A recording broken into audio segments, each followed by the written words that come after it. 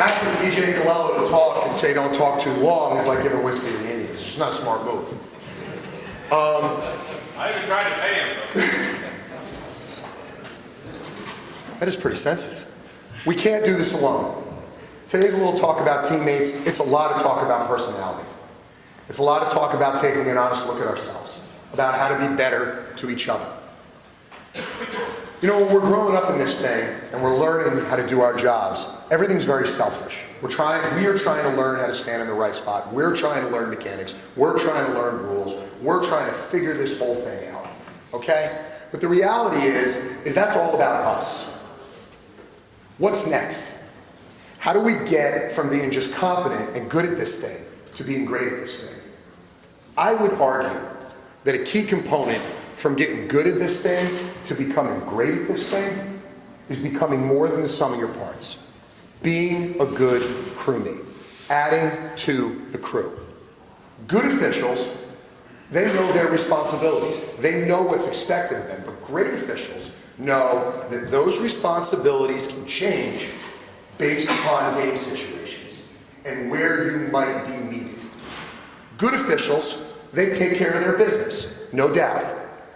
Great officials not only do that, but they make the whole crew better by filling in the gaps when and where needed, and thus complementing the whole crew based upon their role on the crew on that day.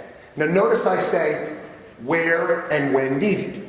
This is not a talk about how to take over a game. This is not a talk about how you should do more or fish in other people's pots.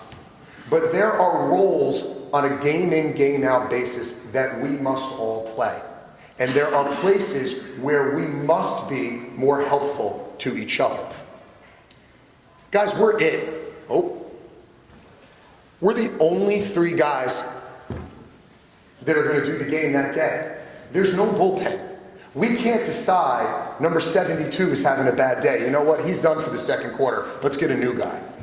We have an obligation to get number 72 through the rest of that day. Working together is a key component. It's a key component. And if you can't work together, if you're not a good team player, if you're not a good crewmate, you can't have sustained success in this thing of ours. Okay? You might be able to get there. You move well, you have the good mechanic, you can make the right call, you've got reasonable judgment. But if you're a selfish guy and you're not a person that's looking out for your partners, you'll visit, but it won't be a very long visit. Because you'll get that reputation as not being someone who is a good teammate. That's just reality. We should start talking about how to be a good teammate where we start most things, in the pregame. I like to look at things in terms of what's the goal? Why are we doing this? What's the goal of the pregame? The primary goal is to mesh the crew and create a comfort level for the day's game. That's the goal. We get prepared, we talk about the circumstances of the day, we get to know each other, we sort out any discrepancies. It's painfully obvious, gentlemen, that the lines of the districts are slowly fading away. Used to be that you would work a whole season with the same 5, 6, 7, 8 guys. That's not happening anymore, is it, Tom? So we are going to be working more and more games with people we've never worked with before, who we don't know that well, who were brought up under different, godfathers and captains, and we're going to learn, we're going to have to learn in that room, at that moment, how to work together out on that field. And the pregame can be a nervous place when you're meeting new people. Okay? The new guys are thinking, geez, this is my big chance. It's the first time I'm ever working with Dave Pinciero. This is my big chance. The R's can get nervous on the same way. My God, I've never worked with this guy before. Or I've never worked with this guy at that same level. The R's can also get tired. And everybody can get tired of the same old pregame again and again and again. And when we're a little nervous, and when we're not feeling comfortable with people, we can behave in ways that are not the greatest example of our best self. So I want to ask you guys if you've ever met any of these people walking into your pregame. And these are guys that we really don't want in our pregame, but I'm going to wonder if you guys have ever met any of them. Have we ever met the guy that comes into the locker room and spends the first 15 minutes bragging about his resume? Resume guy, have you ever met that guy? Have you ever met the guy that comes in and his introduction to you is the guy that brags about the nasty things he said to coaches or to players or yuck it up? Have you ever met the guy who I like to call the white knight? He comes in and he lets everybody, you say, hey, well, how's your season going? Oh my God, you can't believe what this guy did or that guy did or this guy did or that guy did. You know what happens when those three guys walk into my pregame? I think to myself, buddy, you're already here. You got the game. And the best resume in our gig, the way to bolster your resume is not from you. It is the opinion of your other officials. That's the best thing that you can do for your resume, is what your other officials think about you. The guy that says snotty things to coaches and players, I immediately think to myself, and this is sincere, I go, oh my God, I've spent the last 20 years of my life trying not to say snotty or disrespectful things to coaches and players. I'm trying to respect the fact that these guys are trying to put food on the table and pay their mortgage. These kids, as Warren Kimber said, what is this about? This is about 18, 19, 20, 21-year-old kids competing for a national championship. It is not about saying nasty things to them. And I immediately get nervous. And then the last guy, I get nervous because I say to myself, geez, am I going to become the next part of his story when he walks into the next locker room? Okay? The last guy might be the most poisonous guy in a pregame. The guy who thinks he should be the R. Has that ever happened to any of you? Ever? Okay? Yeah, that's a fun guy to have in the room. Okay? And I don't understand it, because you know who didn't decide that? Any of the three people that are in the room. Okay? Somebody else decided that person should have been the R. Okay? Somebody else. And you want to know the best chance you have of becoming the R in subsequent games? Doing a good job that day and being a good team player. You know the way to guarantee that you're not going to be the R in subsequent games? Being a pain in the ass and not being a good team player. It's just A equals A. The last guy is the opposite guy in the room. And that story goes a little like this. Listen, you're working your first big game with Kevin O'Leary. And you just go in that locker room, keep your mouth shut, do what you're told. Okay. That guy goes in the locker room, Kevin does his pregame. Kevin's talking about this, Kevin's talking about that, and the guy just sits there and says nothing and looks at him. And Kevin's wondering, is he alive? Kevin's saying, I have no idea what he knows, I don't know what he doesn't know, I don't know if any of my pregame is actually getting into his head, but he was told to just keep his mouth shut.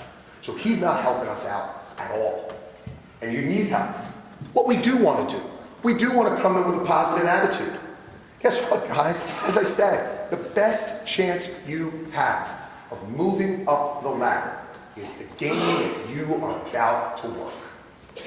You want to show an interest. You don't want to be afraid to ask questions. You want to share situations that have caused problems for you.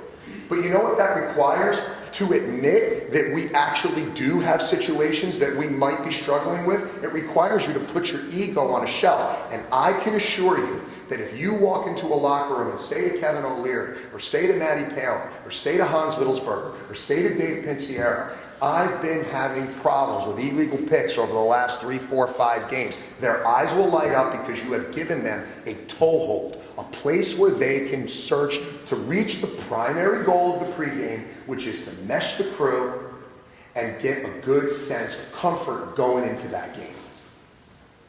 Do a little research if you ever have an opportunity to work with one of those guys, okay? They're pretty visible guys.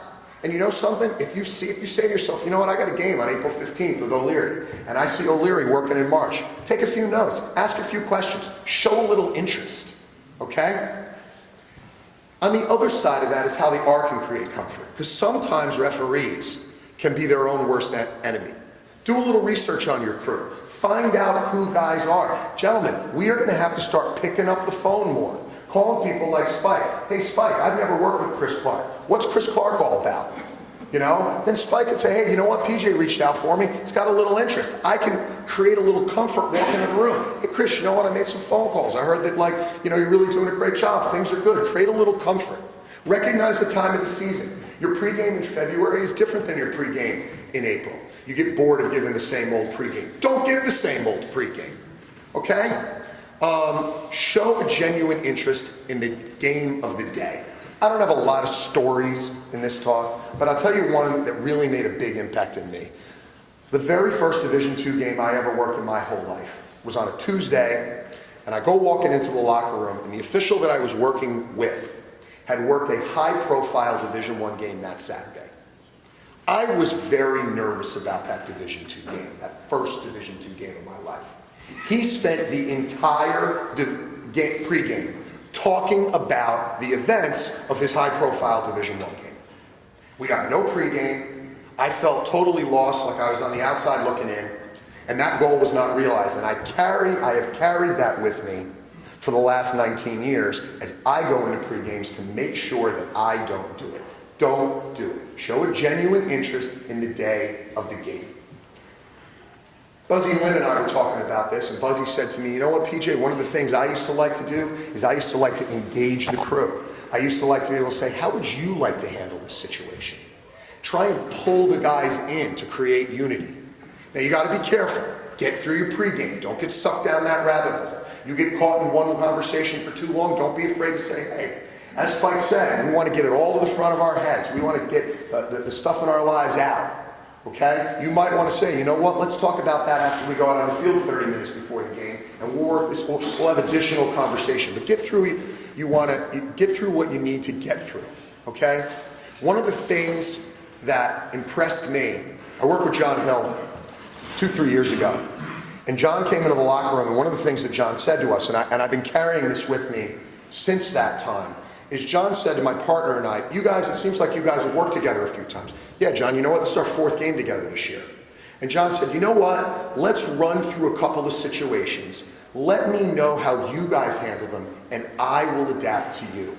And I said to myself, wow, there's a guy that is so confident in himself and how he handles a game situation that what he's going to do is he's going to adapt to us to create comfort and be able to work through that game. That's being a good teammate. That's a great official. Find plays in your game to refer back. You're trying to create comfort for that number 72 that's having a bad second quarter. Instead of talking about what people are doing wrong, let's talk about what people do right. I'm so glad you called that pick.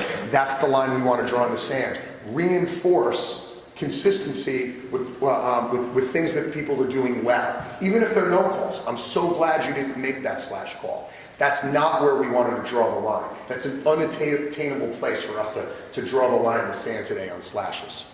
We can screw it all up. After we have this wonderful Shangri-La pregame, we can screw it all up when we walk out on the field. We can lose it before the game even starts. Okay? I like to say, is there something we should know? Gentlemen, part of being a good crewmate, if you had a call 2 weeks ago at this place where you just ripped the heart out of that coach, and you might want to let us know before we walk out. Okay? Have you ever been in a situation where you walk up to the coach and you say hello, and it is obvious that the coach is furious with one of the guys? Has that ever, and you're looking, you're going, what is going on? Well, guys, you gotta let us know about that before we walk out. Now, it obviously wasn't so bad that the assigner said, the assigner's sending you back.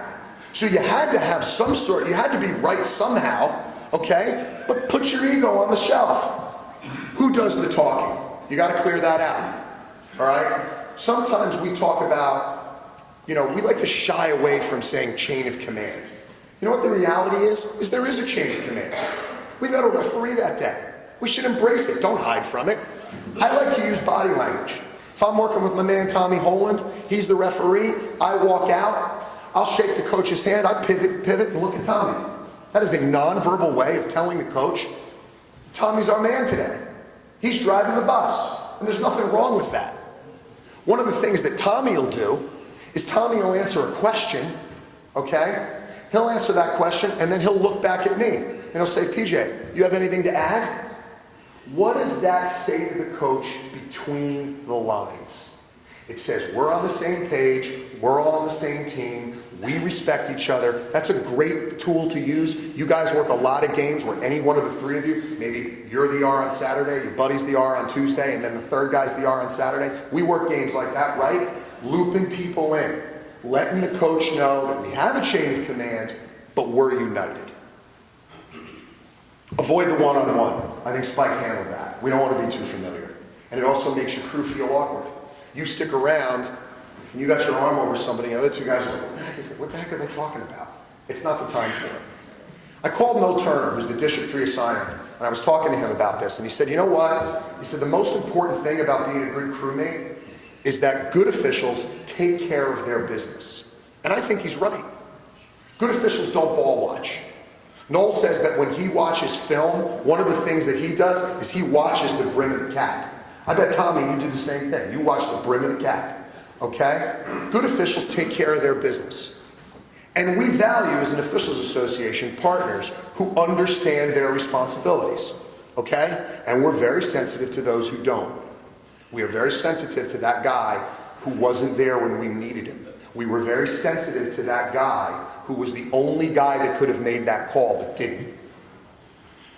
In my pregame, I say, let me live and die with the small stuff, okay?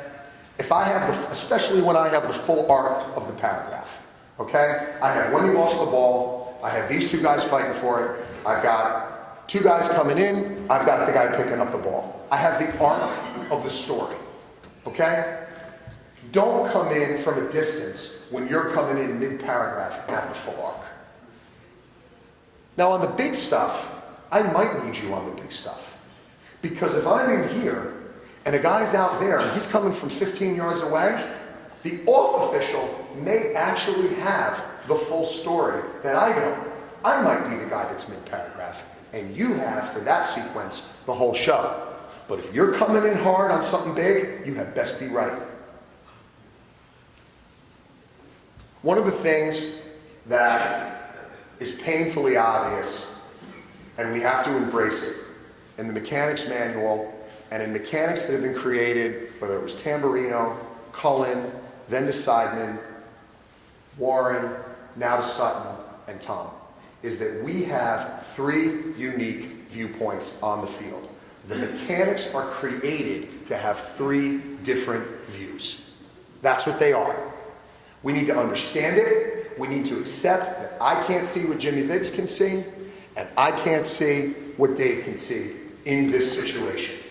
Even if we're looking at the same play, we're looking at it from two different angles. Sometimes we need help. That's just reality, because we're on three different parts of the field. In fact, when you're getting observed by one of Bob's guys, many times a criticism will be, you took yourself out of your unique viewpoint by not getting to the right place. We need to understand that. And sometimes we need help. So here are some situations when, as a crew, we need to be thinking help. First place is the face-off. Okay? Look at the hat brims now. The Noel Turner hat brim. Oh my goodness. You got two guys in tight, they got stuff to do, and those hat brims are right down, and there's a very narrow view. What does that mean? That means that the off official has the best chance at the whole paragraph. And he's got to understand it. Okay? He's got to say to himself, look, I know that Suddy and O'Leary are taking the face-off right now, and I know that they've worked every big game in the history of man, but I'm the guy that has the whole story from the outside. And I've got to understand that that's my role in that particular situation. Share when you get beat, because guess what, boys? We all get beat. And I was so happy you said we only get about 60% of it. These kids are good. They were recruited to go to college to do this. All right? Then they got there and they gave them a coach and they gave them a whole hell of a lot of film. We're going to get beat. Sometimes we get beat, we get embarrassed. Geez, we got beat. I think he cheated. I didn't see it. Or he might have gone early on me. I didn't see it. I'll fix it next time, which might not be for 2.5 quarters. Okay? The reality is that we need to share. Hey, Danny, guess what? I think he rolled his shoulder. I lost sight of the ball. The ball popped out in a weird area. I think you've got the next one. You know, can you shuffle with him? Thanks, PJ. I appreciate it. Guys, You've got to communicate. You've got to, or what he's going to do is number 22, the phenomenal face-off guy, is going to say, I can get away with this one time with Chris when he's got the face-off, then I'm going to get away with the same play one time with PJ, now that he's got the face-off, and now I'm going to wait until I've got Spike, and then I can do it all over again. You got to share that information. It's part of being a good crewmate. One of the things that I do when I talk about face-offs in my pregame is I say the off official, the guy that's on the far side that's placing the ball down, is I say, look, by the very necessity of the fact that I put the ball down, I have ball, head of the stick, hands, shoulder, hands, forearms, okay? The off official has got to get his head up, okay? He's got that one back hand that I can't see. He's got head, shoulder, back, butt, legs. That's what he's got. You got to talk about that. You know, that was brought up a little while ago. Who's looking at what going into the face-off? And the guy that's all the way off has got to have his head all the way up. And he best not be ball watching. Because that's not where we need him there. All right? Possession matters. This is a Matty Palinism, and I love it, and I saw him do it years ago, and I'm doing it forever and ever and ever. All right? The face-off that goes on too long it creates a situation where we've got 14 other players on the field that are antsy like they've all got to take a piss. Okay? They're all on the line and they want to go. All right? I'm sorry, Steve. I know you're replaying this to everybody in the country, but that's the way they behave. Now we've got this possession. Nobody's picking up the ball. It's going on and on and on, and everybody's getting antsy. Have we all seen Palin put his arms out? We don't have it yet, okay? We don't have it yet. And what he's telling is he's calming everybody down, but he's also helping out the crewmates because they're able to see we don't have it yet, and they're able to keep the people locked in. That communication is a key place to help out your crew. Kevin O'Leary said to me in the very first pregame I ever worked with him, I'll take all the help in the world when a ball's on the line, okay? Kevin can't give up the ball when he's the unofficial and he's got the ball. So other people have to move to help him. I think the best example of this is the 2006 Division III National Championship. Okay, it was Holland, Sloan, and BA. And that game is one of the greatest games that's been played in the last 20 years between Salisbury and Cortland. And the freaking game is unbelievable, and we're late in the fourth quarter, and I'm standing up in the stand, I'm sitting up in the stands next to George Waddles. Actually, I don't think anybody was sitting. We were all standing in the stands next to George Waddles, and the ball pops out and goes right into the coach's area, and Holland is right there on top of it, and he's got the ball on this contested out of bounds, and he's pointing, and every single person in the stadium saw this ginormous push 2 people away. Okay? And there was no way that Tommy was getting that. And here comes BA from the far side. Boom, boom, boom, boom. And it was absolutely right.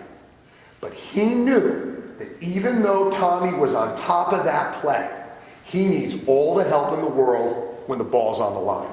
And when you have partners like that, you become better than your son because you can have more confidence to know, I know what my job is, and I don't have to take my eyes off of this. Because the second you start thinking, I need this and that, you're going to miss both. This is especially true now with the midline over and back. I feel like it's a Seinfeld, okay? Can they give us any more to do on the midline? I mean, really. Your trail, you go up to the midline, there's a gazillion things to do. You need help. You can't call the line, the ball, the sticks, the feet, the bumping, the push. God forbid the ball is bouncing and you actually need to have some sort of depth perception. We need help. It is very frustrating for me when I'm watching a game and I see that trail pop out to the midline and the C is still down there, camped out, chilling, filing his nails. We need help. You can't get it all. I like to say in my pregame that I treat that the same way that I treat that perspective on the face-off, okay? I'm going to take the ball, I'm going to take the line, I'm going to deal with the stuff that's here. When you're C, get that head up, the same way I'm asking you to get it up as lead left on the face-off. You've got to take push. You've got to help. We need you. You can't make that call all by yourself. That is a team concept call. All right? The crease is a close relative to the ball on the line. The only thing I would add is what about trail? Every once in a while, if you're really in trouble, Trail might have something. And certainly what Trail can do is Trail can kick a couple of steps in and allow lead and C to have a conversation. Don't just camp out and say, I wonder what they're going to call. You know, pinch yourself in a little bit. Be a help in that situation. Get all the info out. I firmly believe that 95% of us will arrive at the exact same conclusion if we can get all the relevant information out. Where we run into problems is when we don't get all of the relevant information out, and then after the fact we went, oh geez, I wish I had known that you would say that. So get it all out to your partner, and it never takes as long as you think it does. It really doesn't. Timeouts. This is a team concept call. Now we know that, I don't know why, but there's a special kind of angry and upset that coaches get when they don't get timeouts they think they deserve. It really is. It's a unique anger. And 90% of timeouts is knowing that they're coming. But guess what, guys? It's a big field, you know? And this is a crew call, and we need to help each other. We need to pass the timeouts on to each other. Sometimes guys are on duty. I'm working a game 4 years ago, 5 years ago, 3 solid playoff level officials, and game goes into double overtime. It's late in the double overtime game, and we have a restart on the end line for the person to clear. We get together as we're supposed to, and my referee says to me, PJ, you are going to manage the restart, and then you are going to work yourself right to that coach's bench because you know he's taking that timeout. Okay, I got it. PJ manages the restart. Boom. PJ looks at the coach. The coach is looking at PJ. The coach is waving. PJ's going, I'm coming. I get there. Coach says, PJ, don't leave. I say, no problem, coach. I'm right here. I got your timeout. Now the coach is talking to the assistant coach. Am I going to take it? I don't know. Do we want it? Am I going to take it? I don't know. Do we want it? Meanwhile, what happens? Ball's far side. Bang. Slash. Far side official. Zing. Flag. Beautiful. We're not going to take it. Okay. Bing, bing, bing. Adjudicate the slash. Goal. Game is over. We are feeling like captains of the universe. Game is over. Go to the next day, PJ's at home, put the kids to bed, turn on the TV, what's on MSG? The game. Beautiful. And it's late, it's overtime. Let's sit here and watch the game. We're watching the game, I'm watching the game, this is so. Second quarter, right, restart, okay, here comes the play, restart, whole thing, great, okay, team went off sides. And the announcers go, oh my God, they're completely off sides. I mean, literally, it was the MSG crew, so it was like just coaches. It wasn't like Eamon. It wasn't like, they're off sides. This is a Travis. No, just the MSG. They're off sides. There's like 8 guys there. What's going on? Okay? Now, Jesus fixed it because it was the team that was off sides that slashed the guy. Okay? So they fixed it. Okay? But they were like 40 coaches on each sideline, all these fans, 3 guys, nobody saw the offsides. Now the correct team won the game, but I'm sitting there saying to myself, how in the hell did we miss this? You know how we missed it? The guy that was supposed to be counting was looking at the coach. Now you can't not look at the coach because of the special kind of angry, but what you can do as a crew is recognize we've just lost PJ. And I called O'Leary and I was like, I need help with this. Kevin was like, that's easy. That call, Lead's got to make offsides call. I said, Lead? He says, Peach, you've got to take the time out because you can't miss it, okay? You just told me the ball cleared far side, and the far side official had the ball and called a slash. There's only one guy not doing anything. Lead, you got to help. And Lead's got to recognize that the far side guy's got the ball, and my Trail has got the timeout. I got to pick up some slack. Thank you. Timeouts. It's the same as a face-off that goes on for too long. We got to help each other. Sometimes we get that possession thing, okay? We don't know who's picking it up. Coach is waiting for the time. Kid scoops, actually cradles like he has the ball. And then you've got a coach in your ear screaming at you, timeout, timeout, timeout, timeout. The guy that is the on official needs to do the Matty Palin. He needs to do this. Nobody's picked this ball up yet. Okay, I know he wants it, but we don't have it. Oh my goodness, we do have it. Okay? That's a crew play. That's a great official. Understanding his partner's under pressure right now. In order to make a timeout call, I've got to communicate to you to help you out. All right? The last thing is in transition. Okay? There's nothing funnier than the coach that is chasing Lee down the field, screaming timeout as Lee is breaking his butt to get to the goal line when he's got trail coming up right behind him. So it behooves you to turn to the coach and say, Coach, listen, if this thing gets cleared, I'm going to goal. You will have another official coming, okay? Because I don't know that I'm hearing you so well as I'm running away from you. And again, that is not a place where we want to do, does he want the timeout? And they're shooting at the goal. It's not a good spot. The Bermuda Triangle. That is the Bermuda Triangle. It is a creation of Doug Donovan, and it is something that is now a District 3, it's now District 3 gospel. That is an area of the field where we have significant overlap amongst each other. I think that you've got it, you think that he's got it, he thinks that I've got it, but you know who the two guys that have the best perspective are? The coaches, okay? We need to overcall the Bermuda Triangle, all right? We need to be thinking to ourselves, it's okay. I can't pass this off mentally to that one or this one. It's okay to have 3 flags in the Bermuda Triangle, and in the Bermuda Triangle, it is certainly okay to slow down our restarts. That is certainly something that we talk about, that I talk about in my pregame, and that was touched on earlier today. It's just something that's required. Fear the Bermuda Triangle, understand what it is. It's a place where we can help each other.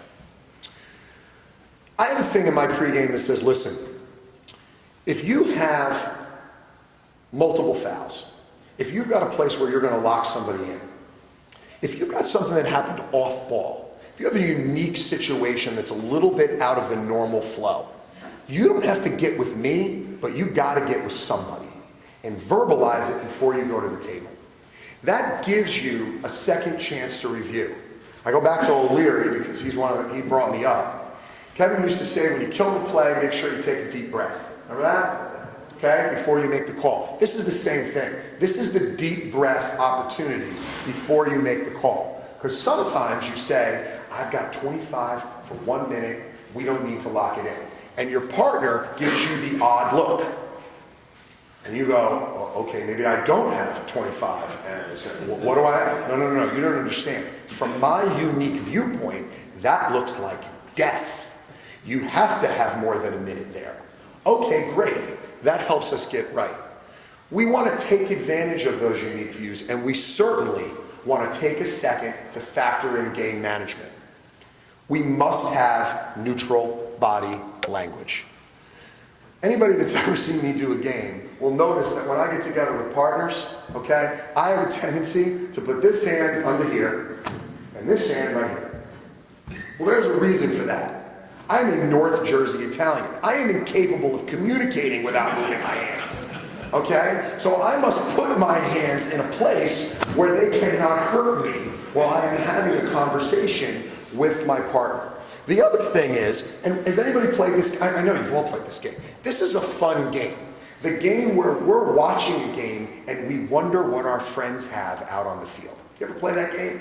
Oh, I think John Hill wants this. No, I think Dave wants that. That's what they're talking about right now. Oh yeah, you see, he's giving it. Yeah, John. Okay, get it. You know who else is playing that game? The coaches. Okay, and they've got film, so they get really good at that game. All right. We need neutral body language, and then what we've got to do is we've got to break positive. Okay, we need to get out of getting together as if we are affirming that which is painfully obvious. Okay? The grass is green, the sky is blue, the ball absolutely belongs to white. Okay? So we thought, okay, yeah, we're good. Now, you could have just completely argued with each other. But when we break positive. We break as if it's all good. That's being a good crewmate. Disagreements. I had talked to TA about this talk, and TA said to me, I need you to talk about when people disagree on the field.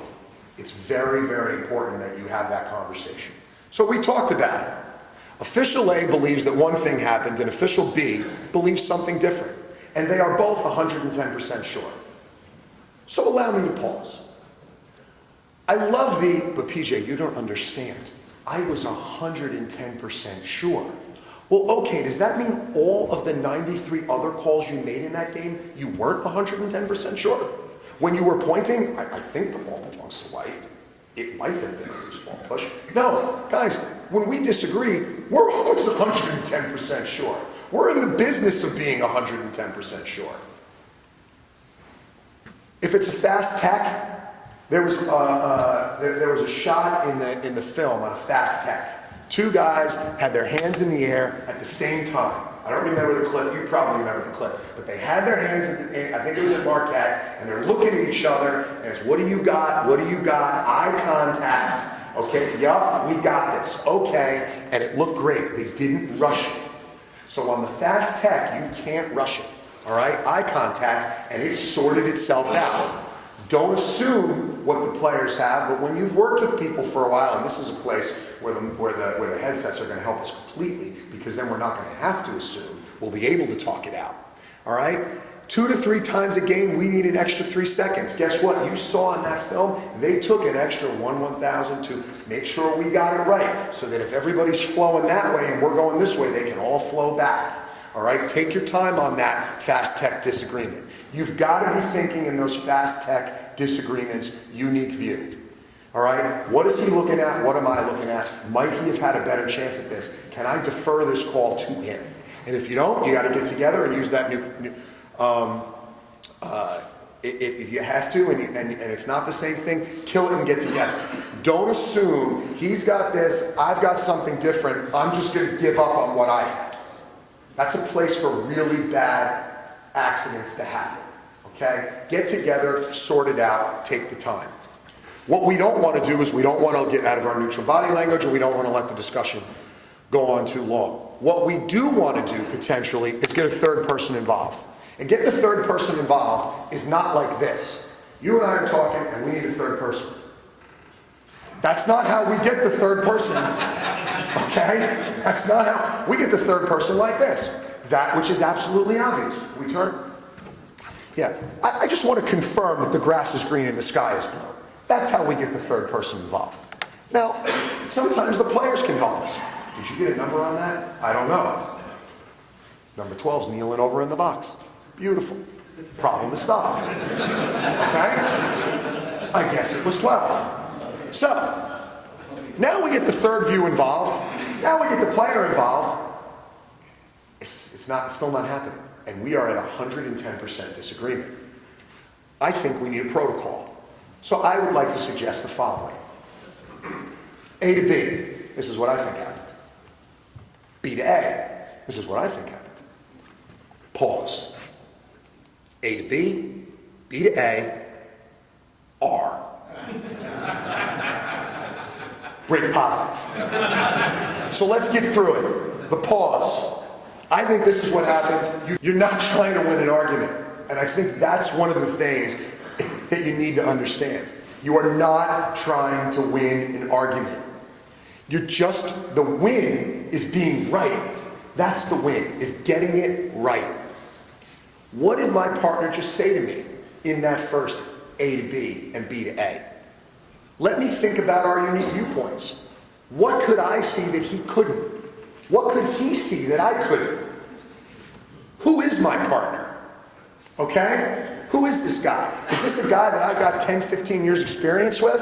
Is this a guy that I've worked a bunch of games with? Or is this somebody that I don't really trust too much? Or somebody that's been struggling a little bit, might be trying to buy one back? Who stopped play? Who interjected themselves into the flow of the game? Who felt that something happened enough that they were willing to blow a whistle, throw a flag, or put their hand in the air? Okay? The R's thought process. What we don't want to be part of the decision matrix is anybody's feelings. Okay? You know what? I knew it wasn't the right thing to do, but I knew that if I did that, I was going to lose him for the rest of the game. That is just not the spirit of who we are. That is not what this is about. Okay? You can clean that mess up afterwards. Get the call right. That's what should govern everything. Sometimes you have to live in a serious disagreement as the R with the official who was in the correct mechanical spot.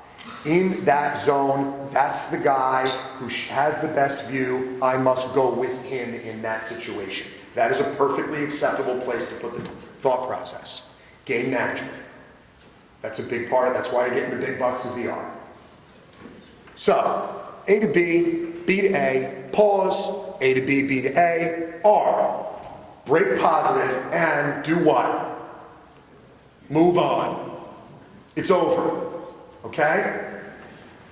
If I may quote you, TA said, I would rather two officials get together, use neutral body language, don't draw attention to themselves, don't take too long, and be wrong, then not have neutral body language, get players and coaches and fans involved in the fact that they can't disagree, be right, and have the entire game for the rest of the day slide sideways into chaos.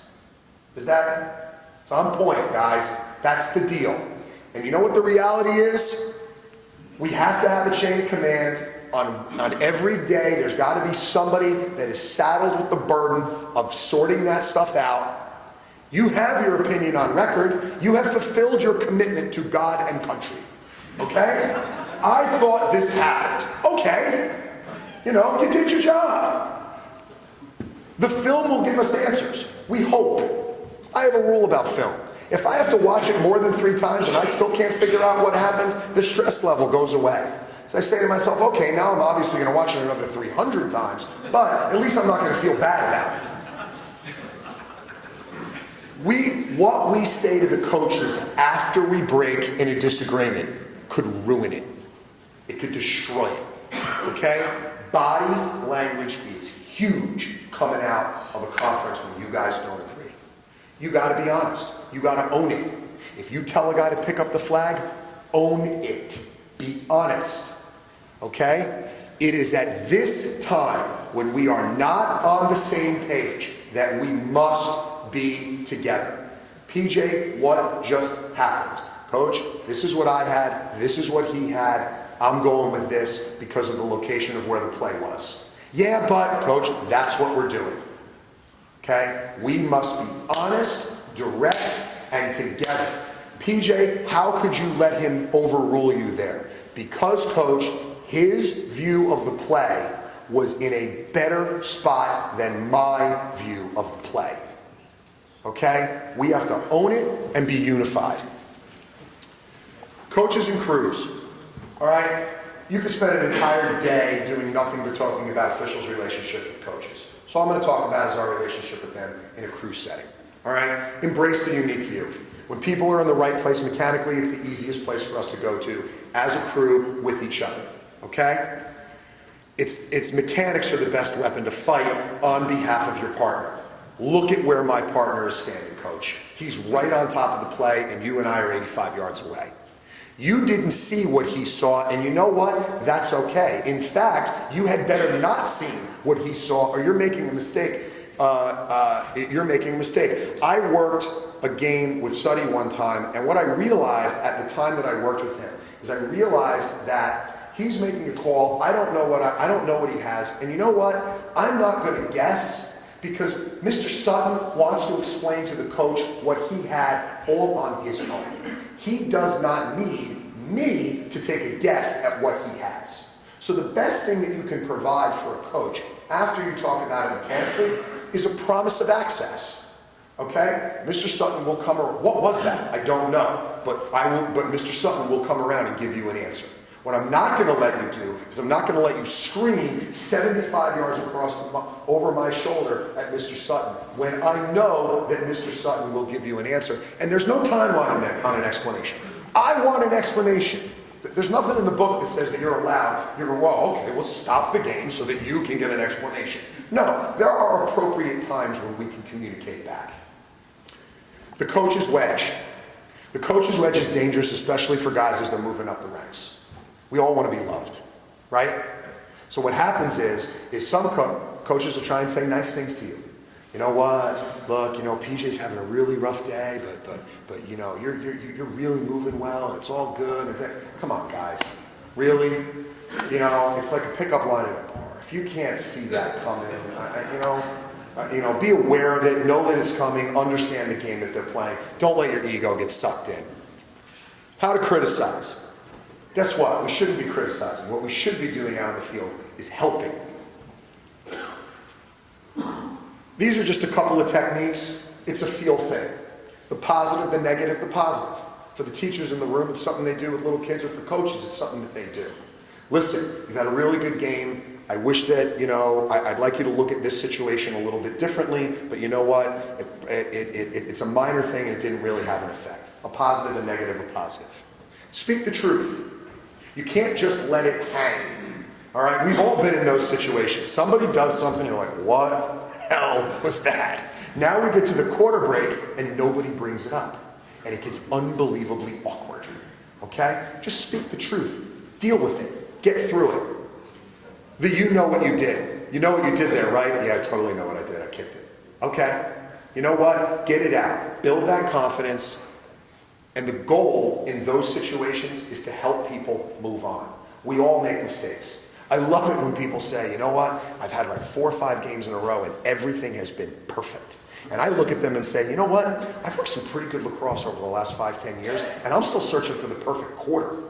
I don't get it. There's always room for improvement on every game. When you've got nothing to do, there's always something to do. Okay? Count. Be a presence. Focus on staying focused. Don't drift when there's nothing to do. You can find something to do. All right? Constantly be reviewing the game. Sometimes your role in a crew, especially as the number 2, okay, is to just take vital stats. Okay? This is how many face-off violations I have. This is where we are on timeouts. This is where we are, okay, to build that consistency and confidence among your crew. The post-game. Cool off first before you start talking about anything that happened. Get clean and watch your volume.